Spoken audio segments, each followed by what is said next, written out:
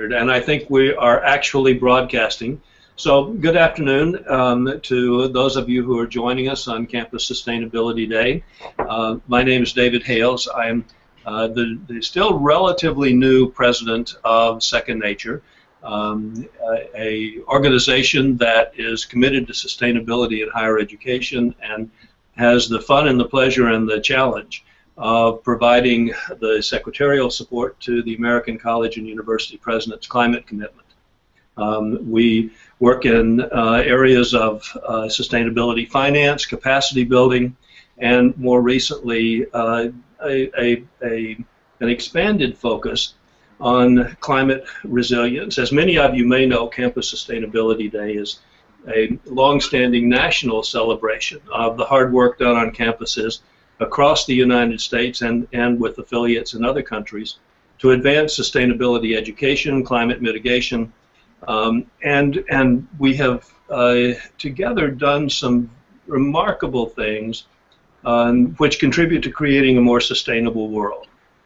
In the recent past 3 or 4 years, we've become more and more aware of our responsibility to ourselves and to our communities to find ways that we can make our own institutions more sustainable in a world that is increasingly challenging as a result of climate impacts. And so today's discussion is focused on resilient communities, resilient campuses, and we're honored to have the pleasure of company today from Jim Buizer, who is Professor and Director for Climate Adaptation and International Development at the University of Arizona, President Elizabeth Keish from Agnes Scott College, and President Mariko Silver from Bennington College.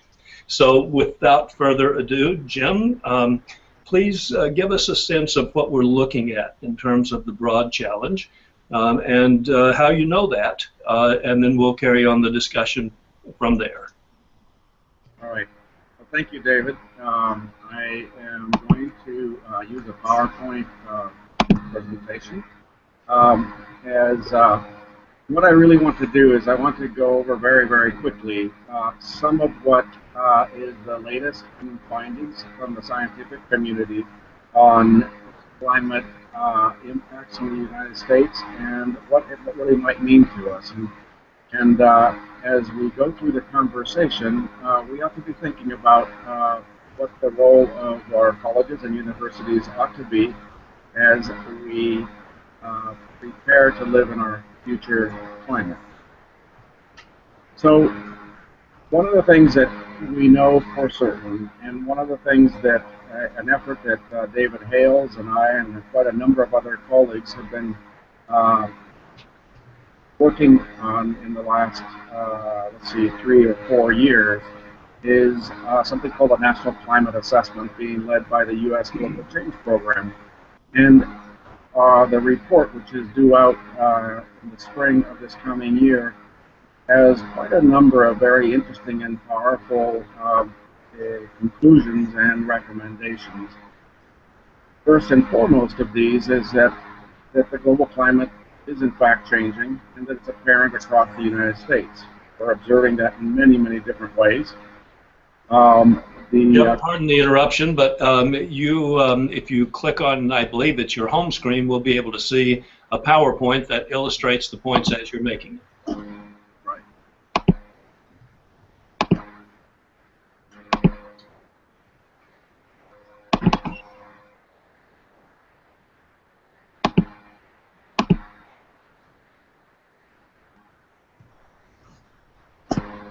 Okay. There we go. Now it's up. I think we can all see it. Mariko, Elizabeth, can you see it? Yes. Excellent. Okay. Thank you, Jim. Go right ahead. And I apologize for the interruption. No, thank you, David. I had forgotten that part of the technology here. So, as I was mentioning, we have been working on a report, and this is an assessment of the climate. How has it changed? What are the impacts, and in fact, what are we going to be doing about it? And so, some of the best scientists, some of the sort of brightest and minds have come together over the last 4 years, 3 or 4 years, and are coming up with a set of recommendations, a set of observations. What is the best knowledge that we can demonstrate that has come out of our science? First of these is that the climate is changing, and that it's apparent across the United States, and we can see it in many, many different ways. In the past 50 years, the climate that we have seen, the changes that we have seen are primarily due to activities about what humans have done as we develop. A number of words that have come up that one can pull out of the report or that come up in the discussions have to do with preparedness or responsibility, response to emergencies, adaptive capacity, adaptation, vulnerability, resilience, risk, opportunity. A number of these words that come up, we think in terms of a future climate, but in fact, if we think about them, they are words and issues that we address even today. And so part of what I want to communicate is that a lot about our preparedness for a climate that's going to be different will have to do with addressing things in a very similar way that we address them now. That is, primarily managing our risk to variability in our climate, but actually we need to do it in a way that we're moving beyond what we are used to. That is, the climate of our place. If I'm here in the Southwest in Arizona, I have an arid or semi-arid climate. It's very different from where I come from in the Northwest up in Seattle.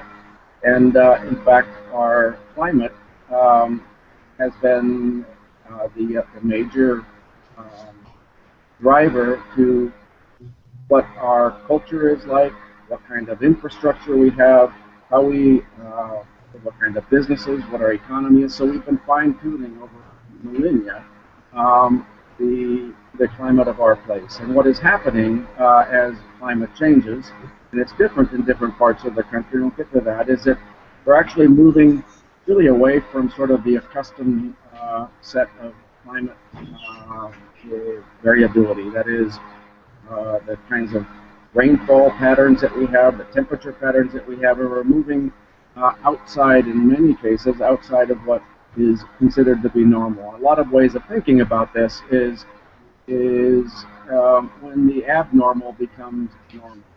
And so adaptation or preparedness to the changing climate will have a lot to do with our ability to have our systems meet those challenges of a different climate that we'll be experiencing.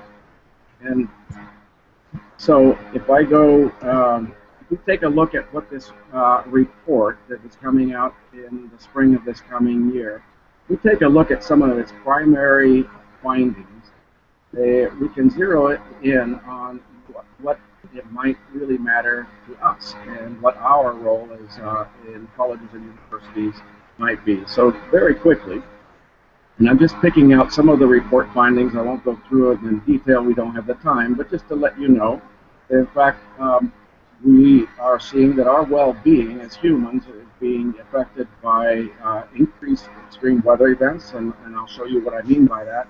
Increased wildfire, we're seeing decreased air quality in our cities especially, diseases that are transmitted by insects, the challenges with our food and water availability, and all of this threatens, in fact, the way we feel about our lives and, in fact, our future.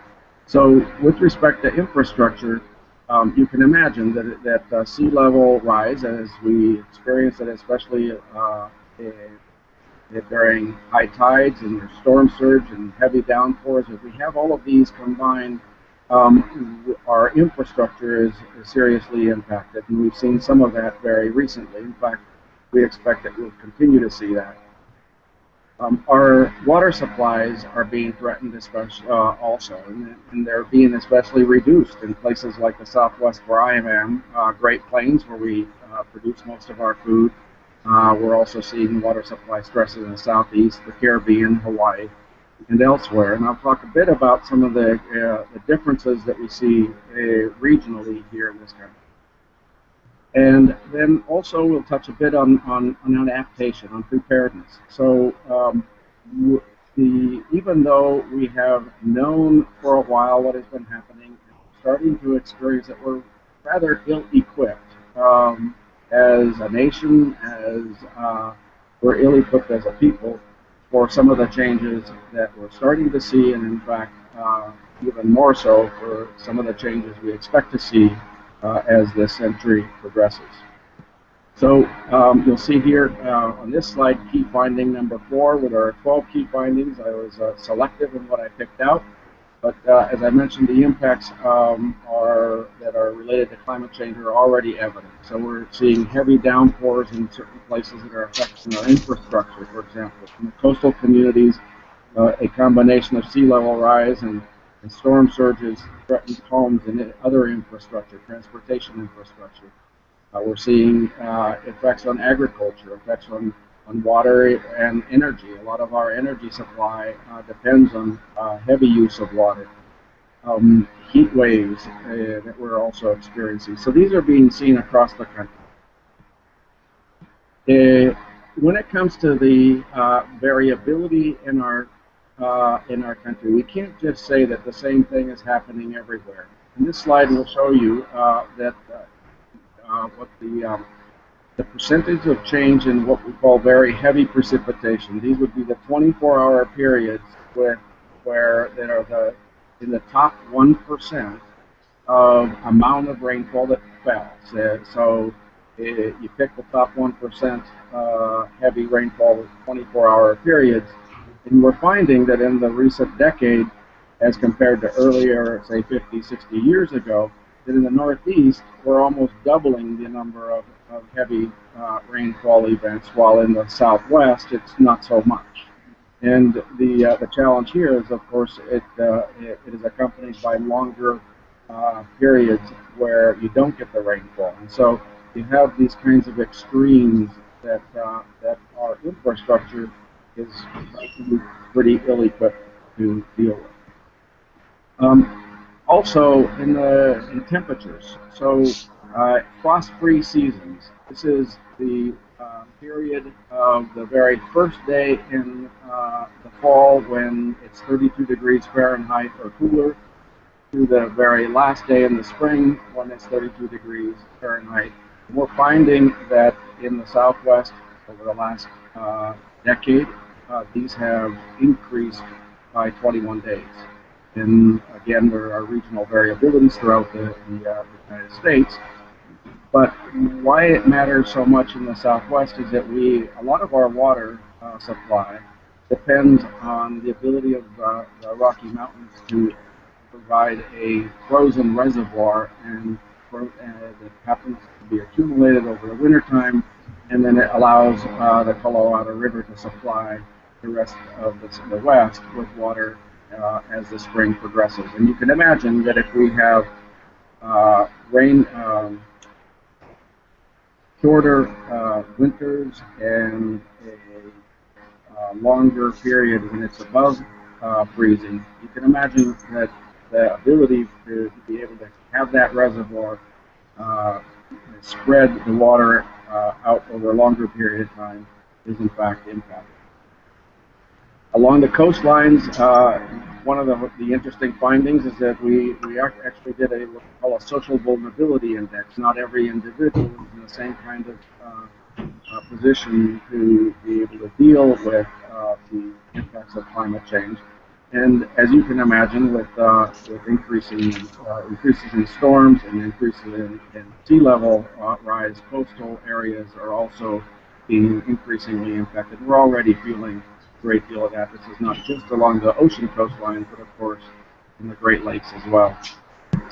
And then when it comes to our growing or our planting, on the left-hand side, you'll see that in the past 10 years, what we would call hardiness zones or growing zones for different crops are actually already beginning to shift. And if we look on the right-hand side, these various bands, you'll see that those are shifting even more so. So you can imagine that what is normally, say, further south, it's actually shifting northward. And this is important because even though these kinds of changes will affect our agriculture, and we actually have some pretty good ways to deal with this over the next 20 to 30 years, once you go later into the century, we're going to be pushing our system beyond where some of the adaptation kinds of efforts that can go into play for food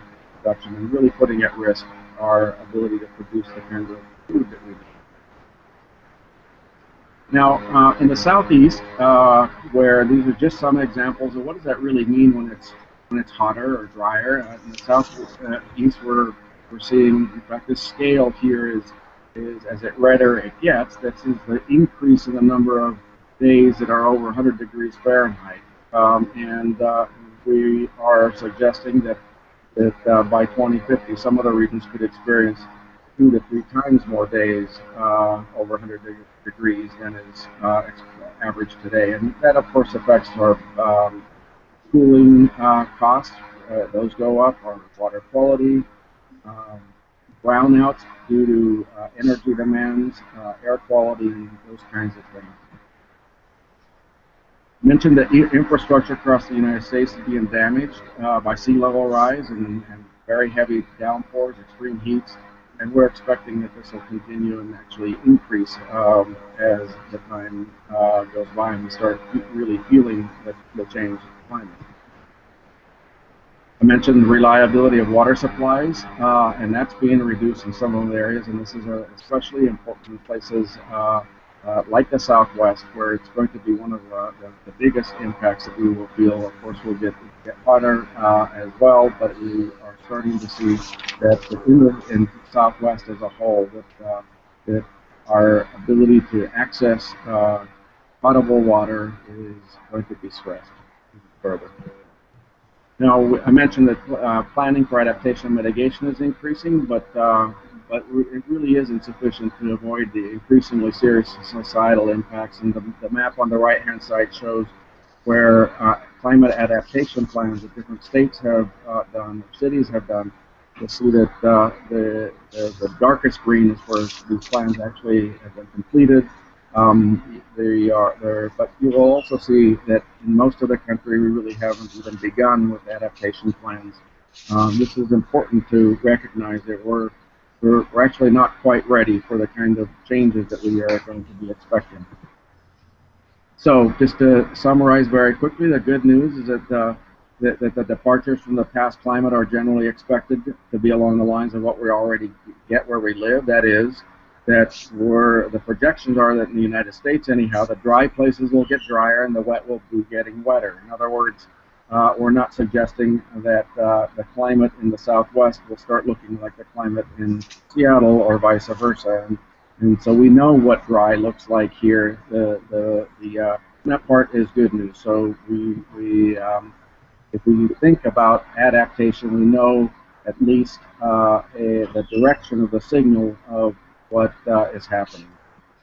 But the bad news is that that extremes that I mentioned are going to become commonplace, and these are extremes beyond which we perhaps have really even experienced. And what is considered to be normal is going to move into what now is considered to be extreme. Another problem is that we don't know the extent of the changes in our climate. We just don't know how much it will change. In fact, we don't really know that well the timing of it. We do know the direction, we just don't know how much, and we don't know the timing. Another problem is that there are likely thresholds in our climate system that take us beyond the place where we really can't adapt. And this goes to individuals. If we have the means, individuals can pick up and move. If it gets too hot or too dry for me in Arizona, if I can convince my family, we'll pick up and move north. Institutions cannot. My university of Arizona, is stuck here. It really can't pick up and move to Seattle, for example. And so these are challenges for our institution. And when you get to the point where you take our climate system beyond a threshold that we can't adapt, that creates even bigger problems. And that then to the last point, that most of our systems and infrastructure, they're not designed to withstand the impacts of the changes. They're designed to be maximally efficient and effective for the climate that we expected when they were built. And we're moving into a new climate regime where they were not designed for those climates. But back to the good news is that thousands of the world's brightest minds, including in your own institutions, are working to address the climate change challenge. And I'll just leave you with a quote from one of my favorites, Yogi Berra. And we have to remind ourselves in academic institutions, particularly, that in theory there is no difference between theory and practice, but in practice there is.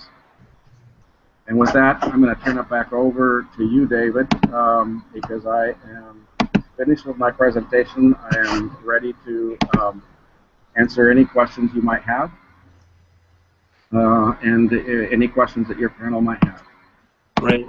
Thank you, Jim. Mariko, Elizabeth, we have the weighty responsibility of being the surrogates for all of the people who may have had a question occur to them, who are listening in and who may want to know a little more about something that Jim said. But from your perspective, as you listen to this description of a different world, and as you listen to the points that Jim has selected out of this 2,000-page, very rich research report, are there points that are immediately salient to you at Agnes Scott, or to you at Bennington, or to higher ed, in fact, that you might want to ask Jim a question about before we turn to you to talk about what's happening on your campuses? Well, David, I had a question for Jim. From the perspective of being in the Southeast and not being a climate scientist, and I suspect many of those listening and watching are not, could you just say a little bit more about the causes for the regional differentiation and impact? I mean, you mentioned dry gets drier, wet gets wetter. But why is it that some of the impacts in terms of rainfall and temperature are more extreme in, let's say, the Northeast versus the Southeast? Right. As you're getting ready to answer, if you go back and click on screen share, as much as we like Yogi Berra, we'd rather see your shining visage. So hit screen share.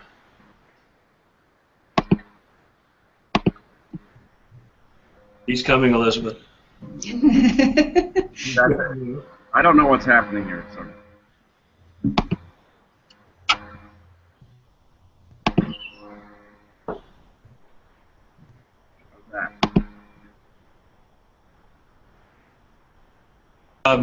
Go right ahead, and let's start with answering the question. And while you're doing that, we'll see if we can get some technical assistance so we can see your picture again. Okay. All right. Yeah. Sorry about that. I don't know how to run this thing. So, Elizabeth, yeah, that's a really good question, and I don't. Rather than getting into sort of the serious sort of physics of this, what I'll just suggest is that you think about the variations between our different regions already. So there are reasons why the present chemical makeup of the atmosphere is giving the climate of the Southeast, or the Southeast, a different climate than, say, the Southwest or the Northwest. And that has to do with general circulations of the ocean, it has to do with circulations of the atmosphere. And so if you think in terms of what the differences already are, then think about that we're actually changing the chemistry of the atmosphere, trapping more heat, that it would be intuitive that the changes would be different. Now, so it's primarily having to do with the place, the landmass, the distance from the poles, and the ocean. And the other thing that we should also remember is that the regional manifestations of what we understand that is happening in the global climate system is really about the hardest thing for us to, as scientists, to be able to project. And so we're already, as confident as we are in our projections, we are, I would venture to say that we are less confident about the regional manifestations than we are about the fact that the global climate is changing. So what will happen in the Southeast, we can say, in other words, with less certainty than what will happen in the United States, that we are experiencing climate change. Thank you. Yeah, would you say, Jim, that it's worth pointing out that we tend, as we think about climate change, at least I tend to think about air temperature, and those are the figures that get reported most often. That the temperature this year was warmer than last year, and that the temperature for this decade is warmer than the temperature for the last decade. But there are other very significant aspects of climate impact that go beyond just air temperature. Ocean temperature, for example, has massive impacts on any place that has a coastline, in part just because of the expansion of the molecules of the water, but also the composition of life within it. That also has an impact with regard to freshwater bodies of water as well. For example, we know, just in the Southeast, that there's a heavy dependence on nuclear power as input to the electrical grid. If the water that is used to cool nuclear plants gets above 85, 86 degrees, then under at least current safety regulations, those plants have to shut down. So it wouldn't take necessarily a discernible temperature increase on an annual or even a monthly basis, as it would a persistence of temperature levels across that time to actually change the temperature of the freshwater. So there are many different ways to look at those kinds of climate impacts. Absolutely, David, and I think that's where we should always remember that our ability to deal with any.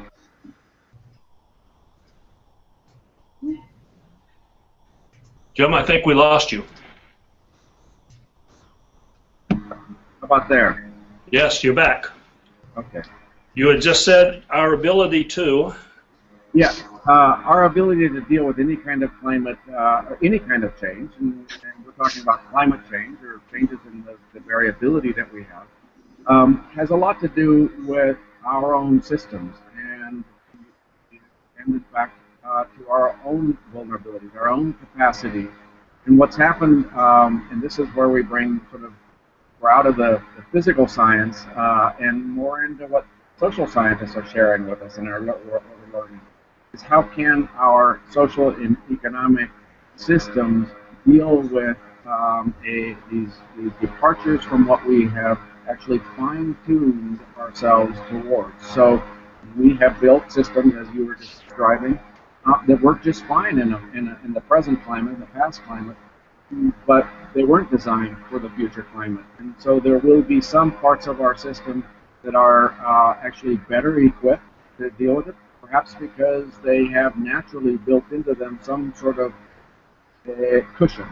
But there will be others that do not. All right, Elizabeth, any follow-up question or additional questions of Jim? Well, I did have one other question. This actually came from some of the folks involved here in sustainability at Agnes Scott. They were curious about the National Climate Assessment itself. And Jim, you did briefly mention that it is due out in the spring. but maybe you could say a little bit more about that. I think that there's been a lot more public awareness of international scientific reports on climate change, but this is a very important report because it really is about the United States, and it delves into the regional variations, etc. So can you just say a little bit more about what's going to happen when this report goes public, and how will people be able to access this information? How will it be rolled out, and how will it be taken up by governments at every level? Sure. So a little bit of background. In 1990, the Congress passed a law. It's the U.S. Global Change Research Program Authorization, and that law established what we know as the U.S. Global Change Research Program. 13 agencies working together to address climate, understand it better, understand the processes, its impacts, and what might be some actions that we can take. And that law also required that every 4 or so years, a report, an assessment of the state of understanding of the climate system, its impacts and options, be produced and presented to the President and Congress.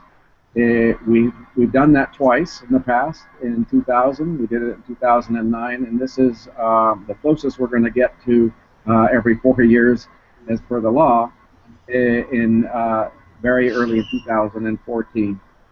There's an entire infrastructure that includes a committee that David and I play an important role on, some 60 of us, but more importantly, some 240 authors have produced this well over 1,000-page report that is currently and has been for quite a few months. Earlier this year, in fact, there was a time for public comment. It has been going through a number of revisions and reviews to make sure that we get it right. And that report it's the best assessment of what we know. And in fact, a number of relatively new things that we've been doing with this particular report include what we call the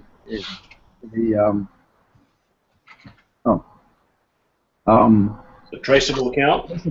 Sorry. Thank you, David. Traceable accounts. This is where every single statement that is made, every single recommendations, major finding, major statement, you can trace it all the way back to the data. We will be able to demonstrate what the science that led to that, how that science got produced, what the data was, etc.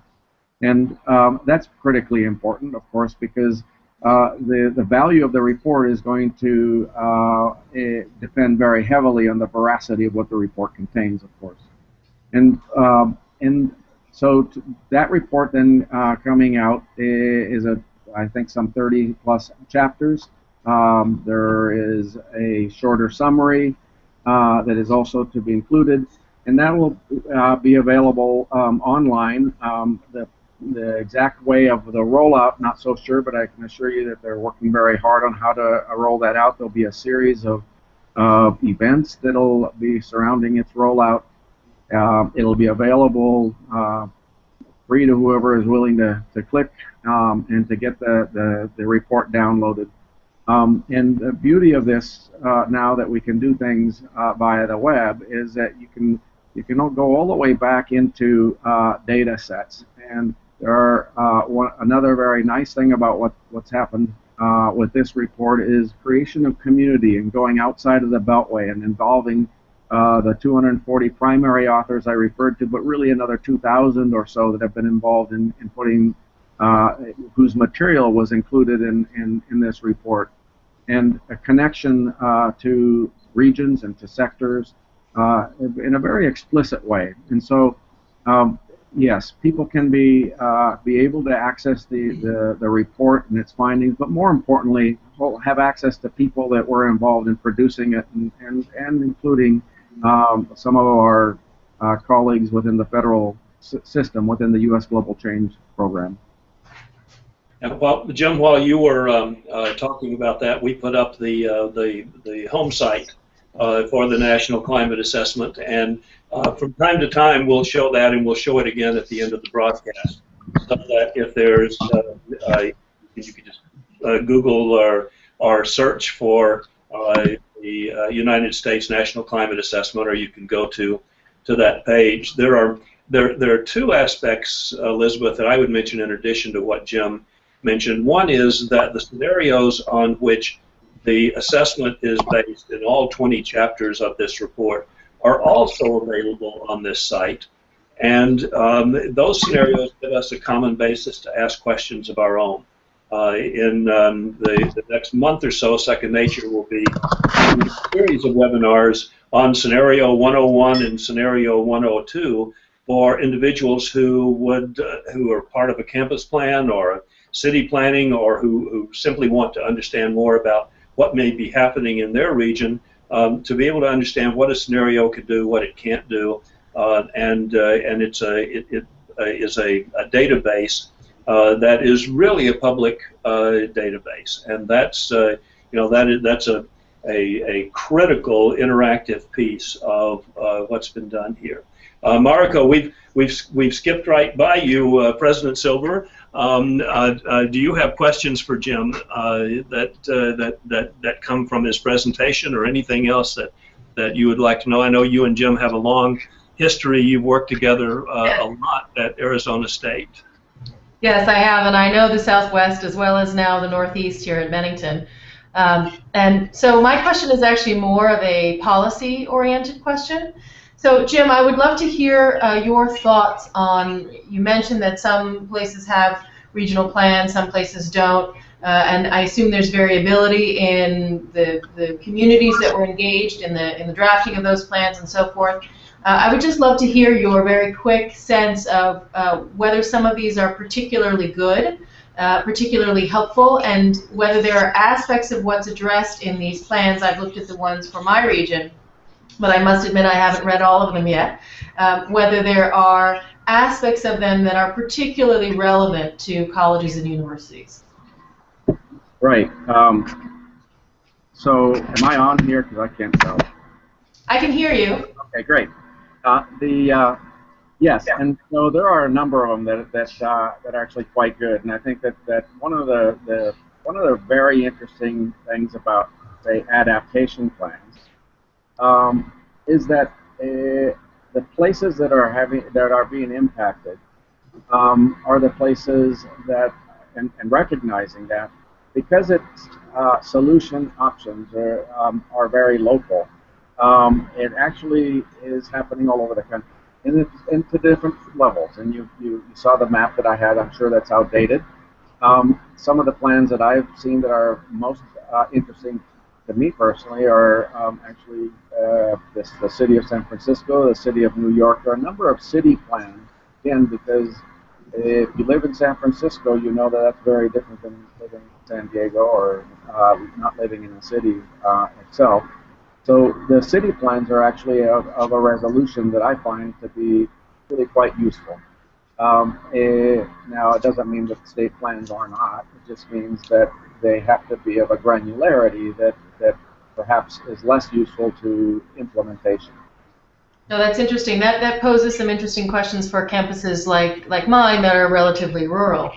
We're within a stone's throw of cities, but we wouldn't be included in a city plan. And so when we think about what we need to plan for and what we need to galvanize our community to do, that's very helpful. So, Mariko, I haven't been to your campus yet. Oh, but you will. But it's very interesting to me what you say, because I think that colleges and universities, we have a responsibility we have responsibilities on a number of fronts, right? We're responsible to keep making sure that our infrastructure can deal with the impacts. Right. That is, let's just make sure that that we have the kind of heating and air conditioning. Let's make sure that we have the kind of shading, and we have access to the water supply that we'll need. We have that responsibility. So that we have the responsibility of making sure our infrastructure that might be impacted can withstand. We also have a responsibility to our mission. Our mission then is to educate, right? To create new knowledge, to educate future leaders. Our mission is to our students. And they will be impacted as well. So we need to keep in mind that our ability to accomplish our mission has something to do with our ability to understand how our constituency, our students, their families are being impacted. We also have a responsibility to our own community. We are, and especially in the smaller towns, let's just say at your college. How often does it happen that say the local gardening club or whomever it might be, the 4-H club, say, you know what, I wonder what's going to happen here. Let's call the professor. Let's call the college. They must know. Mm. I think that as a higher ed, we have a responsibility to be able to meet the needs, the questions, to be responsive, to provide our expertise to the people in our community. And then lastly, this is back to our mission. I think that we have a responsibility to teach our kids, teach our students, prepare them for a changed climate, prepare them to be able to live in the future climate. And not only prepare them in their own personal lives or as professionals entering the workforce, but perhaps even go as far as to prepare expertise in the area of impacts and adaptation. I can imagine degrees in that moving forward, people getting full degrees, perhaps masters, and maybe a certificate. We can imagine an entire curriculum that is dealing with this climate change side of things. So, Mariko, I think your point is really an important one. What is our role? I'm speaking not as a leader of an institution, so you could tell me that, remind me to go back and look at my slide about reality and theory and practice. Perhaps it's much harder than what I'm suggesting, but these are things that I think we ought to be keeping in mind. That's a great transition, Jim. Elizabeth, let's go to Agnes Scott. A summary of what Jim and what this study is saying is that the future is going to be different from the past. Are you beginning now, as the Chief Executive Officer, the steward of Agnes Scott, to think about this differently? How is it impacting your operations, your investments, the way you think? Sure. Well, Jim, I love the way you just put it a minute ago about that it's at the very heart of our mission to be educators. That is part of our responsibility to address the challenges of climate change. So certainly at Agnes Scott, as we've thought about strategic planning for the future, we actually identified sustainability as something that addresses every piece of our mission.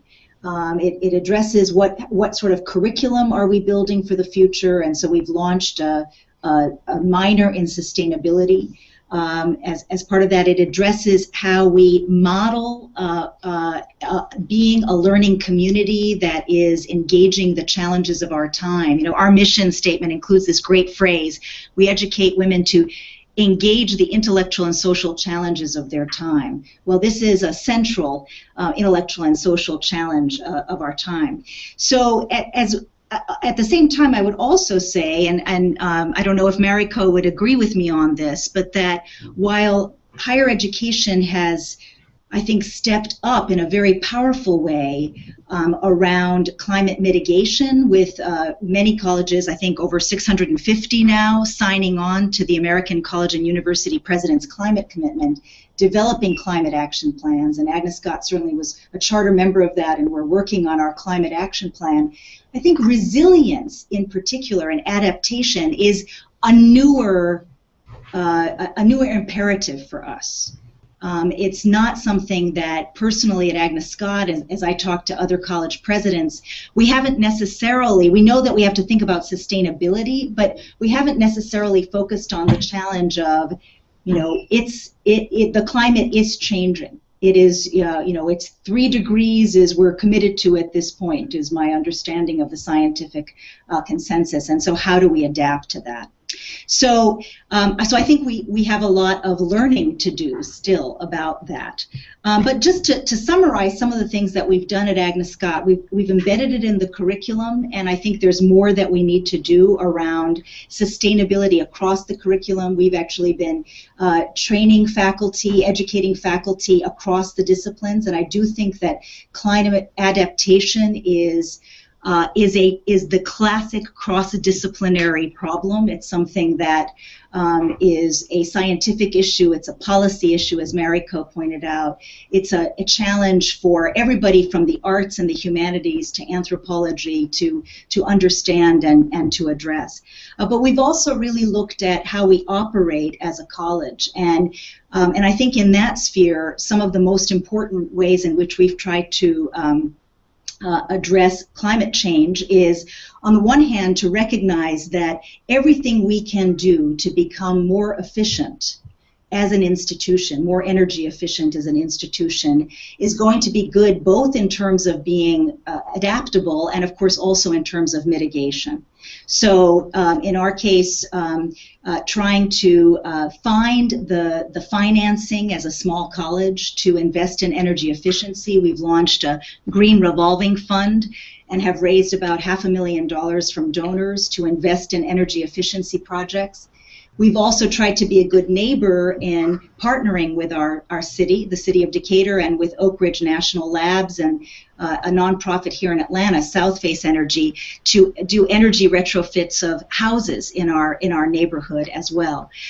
We're launching renewable energy projects, geothermal, and trying to put some solar on campus as well. And I mentioned those because those, as we look at energy becoming more expensive, colleges can really model how it becoming more energy efficient.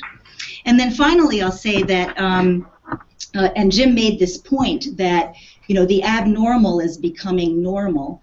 I think all college presidents, particularly since the Virginia Tech shooting disaster and tragedy some years ago, have recognized that crisis preparedness is a core part of our jobs. What I don't think many of us have really looked at seriously is how crisis preparedness connects with climate change. So certainly in our region, we've already been seeing the impact of first drought and then extreme rainfall, and more of that to come. And so as we think about infusing into our everyday practice as leaders of our institutions, how we prepare for emergencies, how we get our whole campuses prepared for that, how we model scenarios and do simulations, we really need to be looking at how we deal with emergencies that are going to be directly linked to climate change. Great. Thank you, Elizabeth. Mariko, President Silver, same question to you, but perhaps with an interesting, slightly different slant. You're a new college president. That's true, I am. So you're just coming into this area of responsibility. How does this additional layer affect you in the way that you're looking at your job and at Bennington's future? Well, I think the way Elizabeth put it, that it's in a sense pervasive. It's part of the fabric of the way we need to think about everything that we do is absolutely spot on. And I think it tells you something that both Elizabeth and I ask questions that bring the larger conversation down to the regional scale and down to the local scale. Because on a very fundamental level, questions of resilience and questions of adaptation are questions of geography, and as a geographer, I'd say they're questions of place, and which means they're really also fundamentally questions about community. So when we talk about things like our adaptive capacity or our ability to do things, as Elizabeth rightly said, like model and use the college both as a resource, as Jim implied, but also as a laboratory and an outreach mechanism that brings what pent-up knowledge, if you will, colleges and universities have about this and brings it from the world of theory into the world of practice by collaborating with our communities, that there really is an essential role for colleges, but it's not something that we've traditionally done in this particular space in a way that integrates our own needs with the community needs. So I think there's a real difference between thinking about just how we're impacted and how the impacts that we will feel as a college or in any institution integrate with and reflect back on the impacts that the communities around us will feel. So I'm not sure. Let me try to pull up this PowerPoint. Let's see if it works here. I'm not sure that I know that I can see you all. Let's see here. We'll tell you when we can see. Right. So it says that screen share is working, and my face has disappeared on my little bottom, my little thing here. But I don't know that you can see it. I see Elizabeth. You can. It looks great. You can? Yes, indeed. Great. Okay. So I just thought, because it really is about questions of community and questions of place, that I would situate us for a minute and talk a little bit about Bennington and some of what we've been doing. I won't belabor this, but you'll see we're in a relatively rural area, but surrounded by populated space. But we also have a large number of wooded acres, and we're managing, when we think about managing the facilities, we're managing not just the buildings, we're managing the landscape, which is much larger than the space that's occupied by the buildings.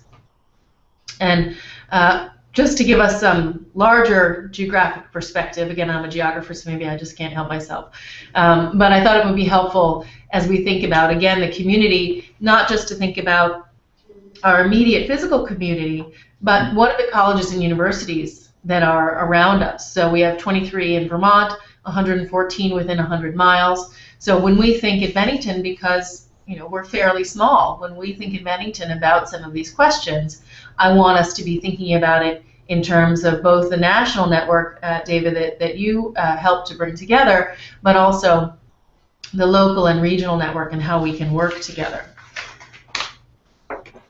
So we've already seen in this neighborhood, I wasn't here yet, but we've already seen in this neighborhood some of the significant impacts of climate change, as I know you have at Agnes Scott, and of course in many places around the country. But Hurricane Irene, I think, was in many ways a wake-up call for this college and this part of the world. It happened at a time of year when we have students here. The students were very engaged, as were, of course, the faculty and staff, both in the local recovery efforts, but also in thinking about what that means for the future, both of the college and of the state and of the region.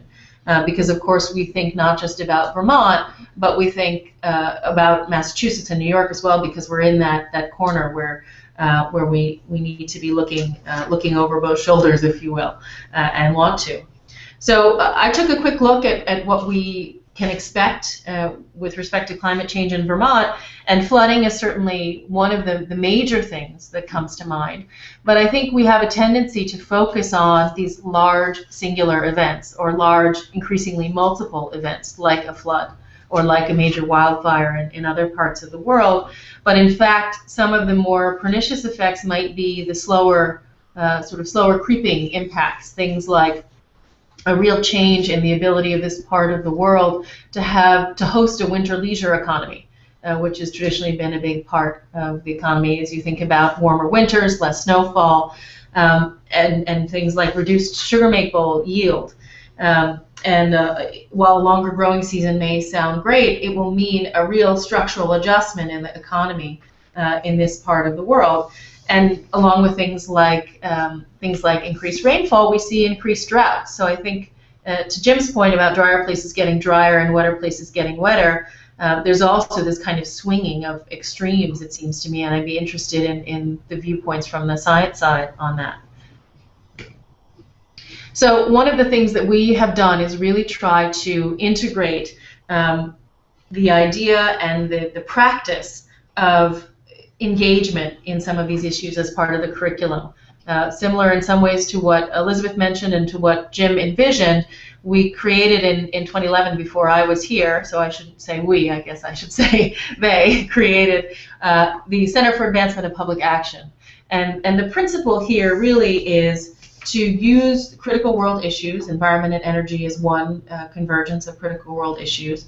to organize the curriculum and to help students to understand not just how to think about these issues, which of course is important, but how to do around these issues, how to get out in the world and understand the complexity that faces anyone who's going to advocate for change, but also what it is to implement change, and to do that both in our near community and in our farther community, if you will. And it's helped us to think about a number of things. We had, for example, last year, 2 years ago, last year, this year, we have classes working with the local EPA, the local regional EPA, on a number of things, everything from how does the EPA function, how can we help the regional office to function more effectively, to thinking with them about working with the local village trustees on inventorying street lamps, similar to what Elizabeth mentioned in some ways with retrofitting housing. How do we think about the physical infrastructure in our near-in community? And as part of that, we also have a recent NSF grant, which is one of the things that I was very excited to hear about when I was coming to Bennington, which focuses on transforming undergraduate education in STEM, but doing it through encouraging students and bringing students to focus on the future of New England mill towns. We live in one, and we're near many. And one of the things that has become readily apparent in the students and faculty doing this research together is that the history of these areas, as the history of any area that has survived, is already in some senses a history of resilience and a history of adaptability and adaptation. The question is how extreme, how extreme can we be? How much variability can we really integrate into our current idea of adaptation and our current idea of resilience? And how can we think ahead? Because in the past, it's been a scramble, for example, in this area, to move from a forestry-based economy to an agricultural economy to a wool production, dairy production, and through that many energy transitions from hydro to fossil fuels and so forth. So as we start to understand the history, what can that tell us about how we can think towards the future? Because one of the things we know is it's very hard to anticipate when the tipping point will be. And that makes it very hard to build resilience in advance. So how do we equip the students to think in terms of resilience, and how do we work with the local community to make sure that we're not, as Jim said, we're not just thinking, we're thinking in a format that is applicable.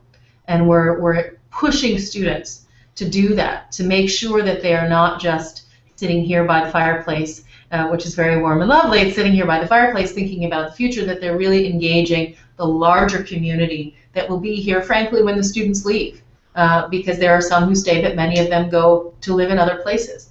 So what are they leaving behind through their thinking, and how is it being put into practice, and what are they learning along the way about what it takes to put these things into practice? So I think this is a really wonderful discussion, and I think some of what I'm hoping to engage my colleagues on is looking at what kind of regional networks make sense, looking at how we think about and model resilience and adaptation as institutions, but also something that that Elizabeth mentioned, which is the money factor. And I think we tend to not focus on that as much as we probably need to when we're having these conversations, because we want to think about the big ideas and we want to think about how we can change the world. That's, in a sense, why we're all in higher education, on the one hand. On the other hand, it's much easier to be green if someone wants to give you a lot of money to pay for it. It's much harder to make some of these changes without that specific pot of money set aside.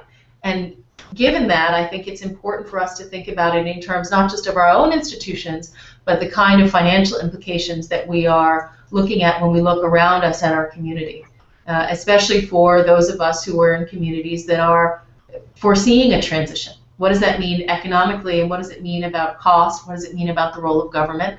And how can we engage students and faculty in helping the communities to think about that? Well, that is, thank you both very much. Brilliant summaries. Mariko, it's great to have a geographer. I mean, in all truth, it is.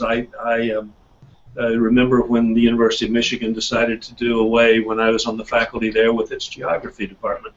I thought that was a big mistake, and so we've just recaptured that now, and now it's called human ecology in a lot of places, but it's still looking at that integrated relationship. We've talked a little bit about operations. We've talked a little bit about curriculum. We've touched on the research responsibility, which I think also includes a cooperative responsibility with the communities around us. As you look at it from a governance perspective with your institution, the first question, and we'll go with Mariko first, and then we'll come back to Elizabeth. How are your trustees, your governing body, looking at this? How and how do you see the conversation going between college presidents? And you can extrapolate. It doesn't have to be, what President Silver is going to say to the Bennington trustees, but from a higher education point of view as a whole, given the reliance that we all have on these governing bodies, how do we create a constructive conversation with those regents and trustees and boards that are so critical to our future? I think there's some difference here probably between publics and privates, coming from a public and now working at a private institution because of the makeup of those boards in many cases. But I think what's common is there is often a focus on facilities and infrastructure as the core of what it means to be sustainable or green. So the facilities or infrastructure at the college from the board's point of view. For places that have money to invest, they may also look at whether we're investing in socially responsible ways and whether we're looking at investing in ways that are encouraging sustainability. So I think those seem to be, from my vantage point, the two big things that boards are engaged with. But the third leg of this stool, if you will, is of course, again, that engagement with community. And I think some places are doing that more than others. Some boards of trustees are much more engaged in thinking about the relationship of their college or university to their community in every possible way, and sustainability is one piece of that conversation, and others are less so.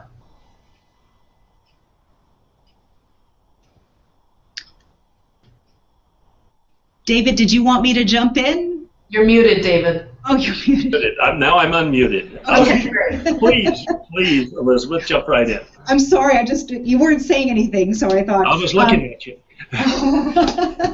All right. Well, first of all, let me say I just want to pick up on something you said about Mariko being a geographer. Just while it's on my mind, I think one of the great things about what Mariko was saying about the importance of looking locally to our sense of place, to our immediate community in all of this work, is that sometimes in thinking about climate change we get overwhelmed and we think that there's nothing we can do about it. And I think resilience work really calls on us to say, how can we, where we are, respond? So to your question about governance, I agree that there's differences between public and private institutions. In Agnes Scott's case, we have engaged our Board of Trustees pretty significantly all the way along. I've been here 7 years in questions around sustainability. I think it is a great opportunity to get board buy-in and input, and so certainly getting very specific policy decisions by boards of trustees, whether it's to, for instance, sign on to things like the American College and University President's Climate Commitment, or to say that all building renovation or new construction should be to a certain level, in our case LEED Silver or higher. Those are important ways of embedding this at the level of the body of that has the ultimate fiduciary responsibility for the institution. So we've tried to go to our board every chance that we have where there is an issue where we feel like board buy-in is critical to sustaining this effort into the future. We're actually thinking about renaming our Buildings and Grounds Committee so that sustainability is part of the name of the committee itself. But I do think, and Mariko made this point as well, that the more we get into our larger community responsibilities, the more we recognize the policy issues at stake. And I think members of boards of trustees also have a significant role to play as advocates and representatives of institutions of higher education to help colleges and universities convene and get the ear of decision makers at the local and state and regional level. So, in our case, for instance, we're trying to accomplish some renewable energy projects, geothermal and now solar. Well, being in the Southeast, which has been well behind other regions of the country in the take-up of renewable energy, largely because of very cheap energy, which has been rendered cheap by coal and nuclear being the major sources of energy. And as David and others have said, energy is going to get more expensive. So as we've looked at trying to accomplish these projects right here on our campus, we realize that broader policy issues are at stake about what's the incentive structure in our region, what is our local power company doing to incentivize innovation and to prepare for a future where energy will be more expensive and we need diversified energy streams. So I think also getting members of boards of trustees involved in helping colleges be change agents in the larger public dialogue is an important role that we're focused on as well. Great. Let's. I'm wondering as well as you as presidents look at the dynamics of this discussion. What are your expectations of your students as participants in this? I mean, they certainly are affected by it. They're affected by every decision that gets made here. It will deal with the cost of education, the temperature of their dorm rooms, how much water they have for a shower. There are all of these things. What do you expect of your students, both as students and as in their primary role as student, and that is to create a base of knowledge that will serve them for the rest of their lives? Elizabeth, start with you, and then we'll go to Mariko. Sure. Well, my experience is that students are so passionate about these issues. They really care about sustainability. They recognize that this is their future and their generation's future.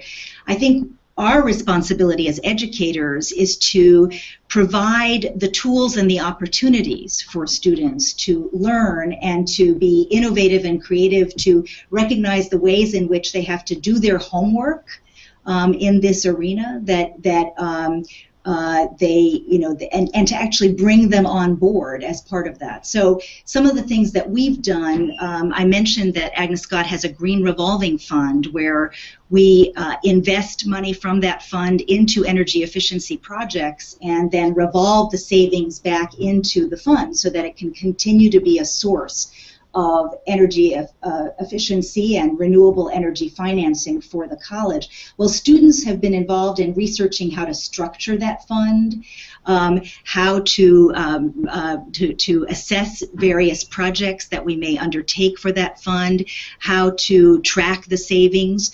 So that I think there's many opportunities for us to provide learning opportunities for our students that combine theory and practice, and that enable them to see how what they're learning here can really change the world. And I think one of the most satisfying things to see with talking to students involved in sustainability is that they see tangibly that things that they're learning in the classroom and outside the classroom are making a difference on our campus and then beyond our campus. They really see that link between theory and practice. But I think as educators, we need to figure out ways in which in the curriculum and beyond the curriculum, we provide them with those opportunities. That's great. Mariko?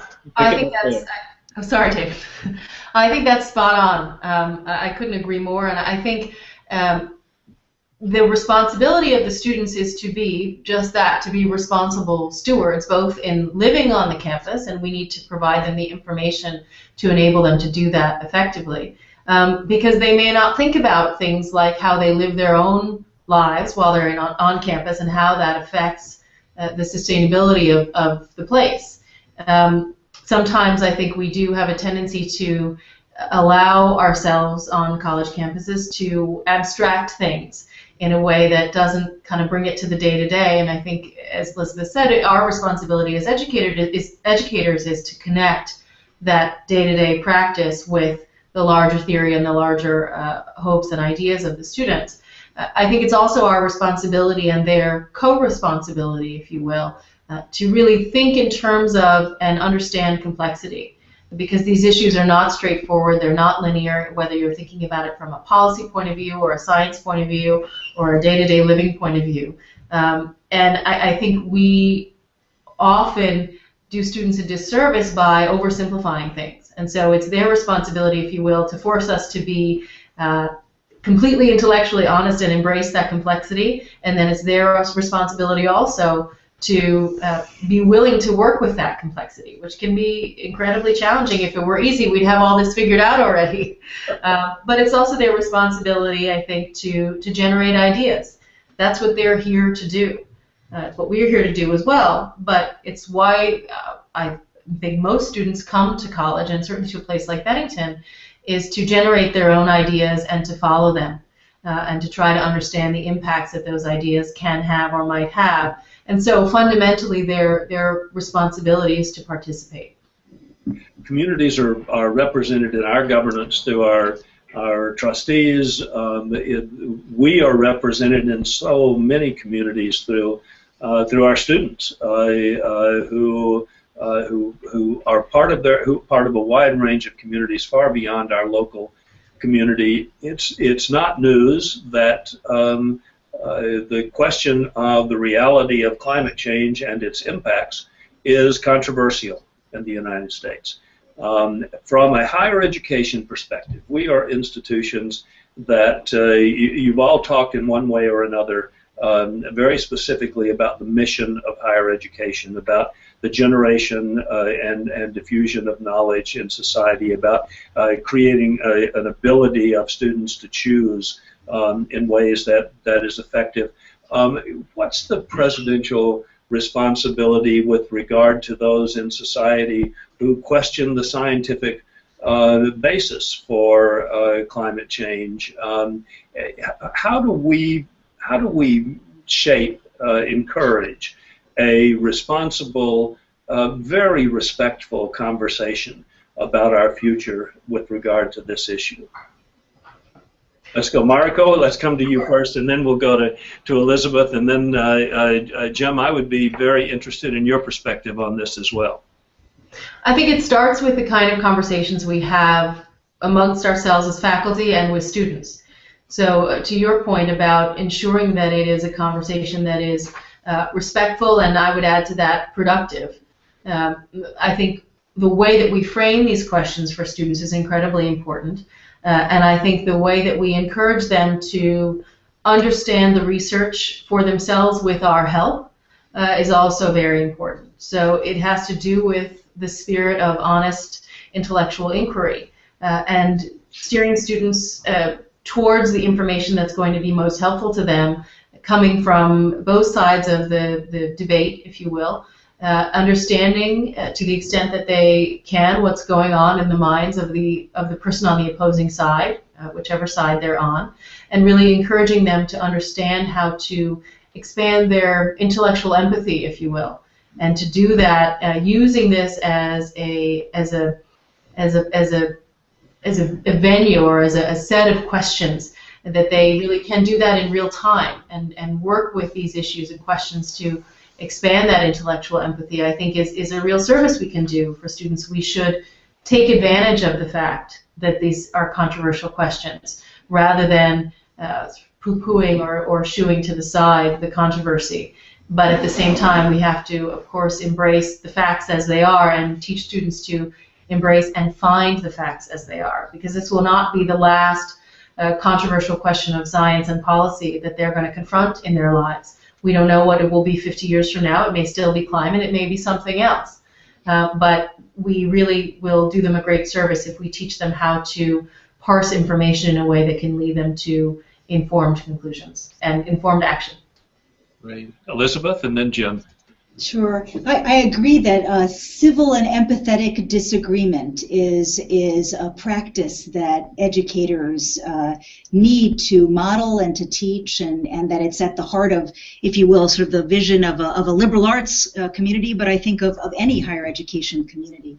I would also say, though, that within the public debate over climate change, there's often, I think, a lack of understanding of the nature of scientific of the scientific method, and that we do have a responsibility in our kind of public roles as educators to, if you will, stand up for the integrity of the scientific method, and to point out the ways in which climate science has been working meticulously and very honestly about the extent to which there is consensus, the extent to which there is uncertainty, but that all of the work is converging more and more towards greater degrees of certainty around climate change. And so I think in the face of that, I sort of see that as parallel, if you will, historically to some of the debates over evolution, that at a certain point,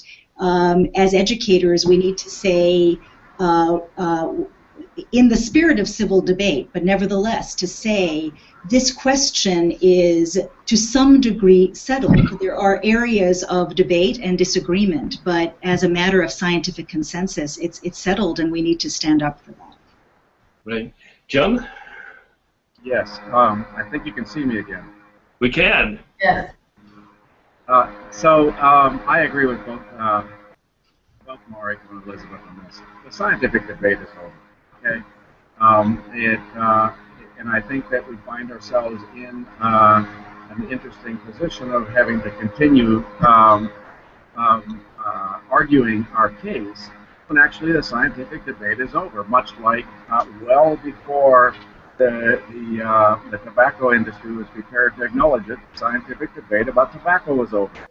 We must acknowledge as I think scientists and educators that there are other pressures and other powers that are spending a huge amount of money for economic reasons.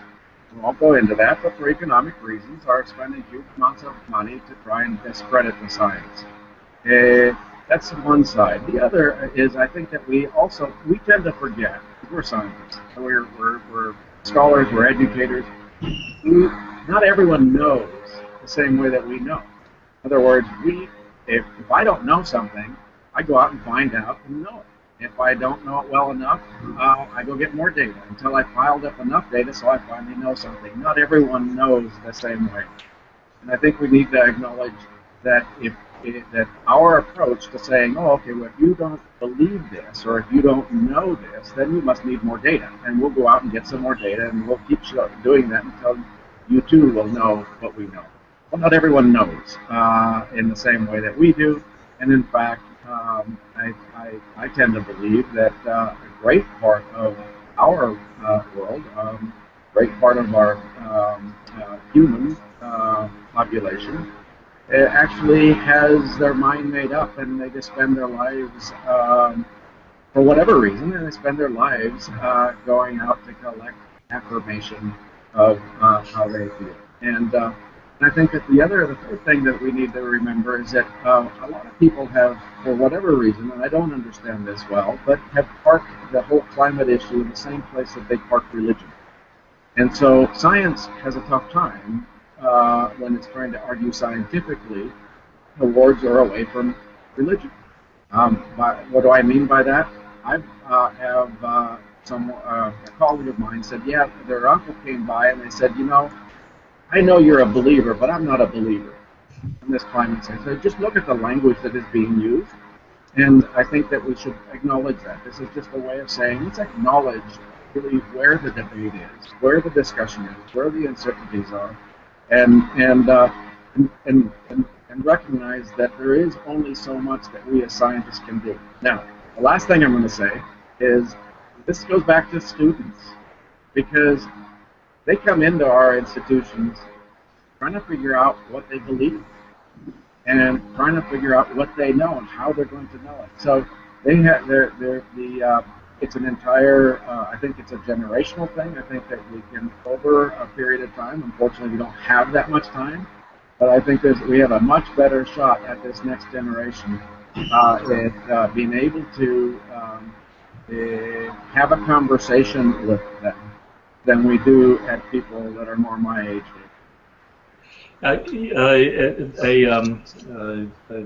Important thing that you just said is that we don't have much more time, and that's true of this particular webcast. To those of you who have joined us, who have spent time with us, thank you very much for joining us.